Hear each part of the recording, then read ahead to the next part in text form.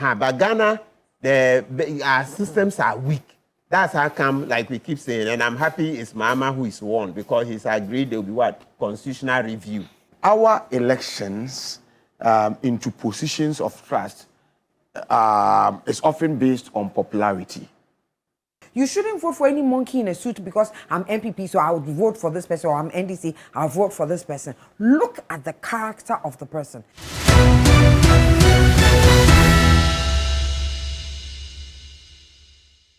Systems work. So like Donald Trump, you see that though he was an ex-president, you see how the system was working. He got convicted, and apart from that also the civil cases, he got this and he lost. He was liable to pay damages, etc. But Ghana, our systems are weak. That's how come, like we keep saying, and I'm happy it's Mama who is won because he's agreed there will be what? Constitutional review, right? So that will make the judiciary more independent. So I was going to make the point that not in Ghana's judiciary, because you see that the way the executive has control over the judiciary, they will find ways of influencing the judiciary. You see in America, it didn't work. Donald Trump was convicted straight up, and then the other cases, right? So that is the point. Let's just see. Some of these things are bound to happen, but bottom line is that as long as it doesn't degenerate into violence and a lot of maiming people and killing people, we should let them run their course. Prof. Another press, please. Another press, yes. Well, I snippets of information that I get about him in his own constituency show that he's a very arrogant young man. He's the one who said that if it is about when we're fighting, we're putting pressure on the government to fight Galamsey. Right. He was the one that we heard in Parliament that it appears that NDC has destroyed the environment more than the MPP. And was saying this brazenly in Parliament. And I was wondering whether this was a material for Parliament. Okay? To the extent of he being made even a majority chief whip. You see, it appears, like I said yesterday, that our elections into positions of trust is often based on popularity. And so many things, people can do so many things to make themselves popular.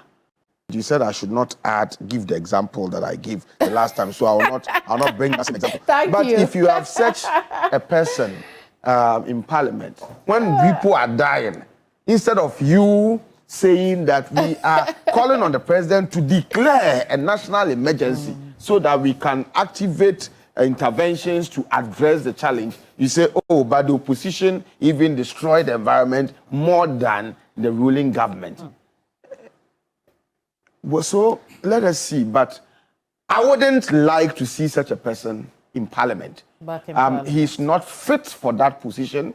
In Parliament, you need people who are sober, people who have what it takes to reflect the interest of their constituents, people who would be patriotic and nationalistic in their public utterances, okay, about issues of national concern.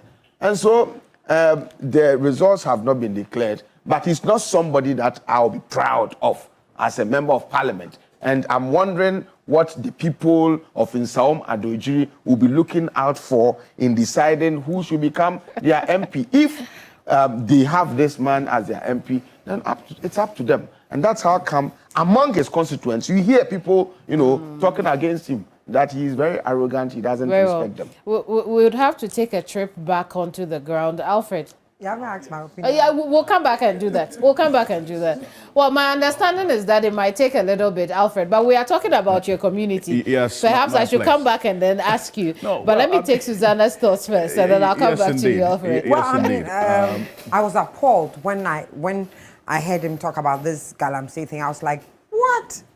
And so I have to agree with Prof here. You don't want such people in Parliament. And I was like, but we can measure, the turbidity of water, down the line. So if you say that the water's murkier in that time till now, but it doesn't even begin to make sense. If such a person And I mean, I don't know what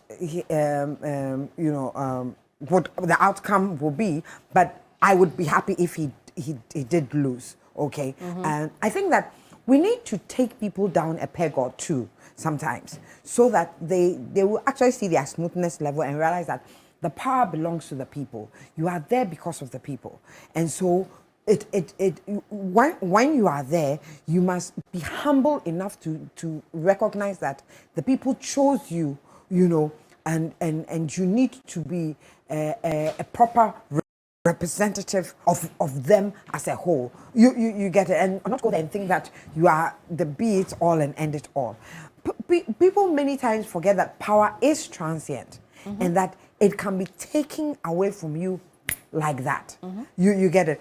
But for somebody who has resorted to shooting, he's a thug. I mean, he's a thug. Allegedly. Allegedly, okay, allegedly. Yeah, but anybody who does that is a thug. You get it. Elections, somebody would win. You can't have two MPs. You can't be a maybe MP or a deputy MP or whatever. It's either somebody wins and somebody loses. This may not be your time. The other times, there are people who have lost and have won. Mahama lost, he's won now. You understand? So you bid your time. So you take it into your stride. You don't pick a gun and be shooting in the air. Anybody who does that is a thug and is fundamentally flawed and has no business being an MP. You get it? No character. Look, a lot of this election was also about character. People have lost their seats because their characters have not been pleasing to people. And I said, as a society, we need to take stock like that. Right. And it should not just be about a party. You shouldn't vote for any monkey in a suit because I'm MPP, so I would vote for this person, or I'm NDC, I'll vote for this person. Look at the character of the person. Does this person reflect you? Does this person speak the way that you want your MP to speak? You understand? Does this person do the things that are honorable? Because that is why they are called honorable. They are not called honorable because just they are in parliament. You understand? You must be an embodiment of that name that they give you.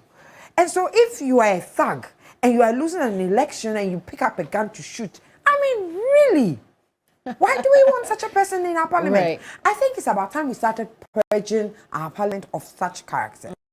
And we should look as a people.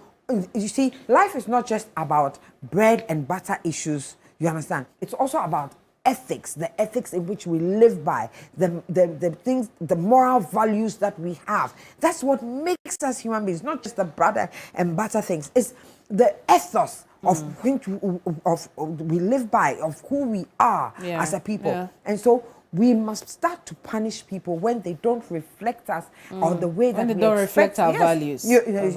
Because right now it's so difficult to what are our values as a people? No, I mean, you understand? We've made money a value. That's what it is. So you have money and you can do all sorts of things, and then people are hailing you. That is so wrong.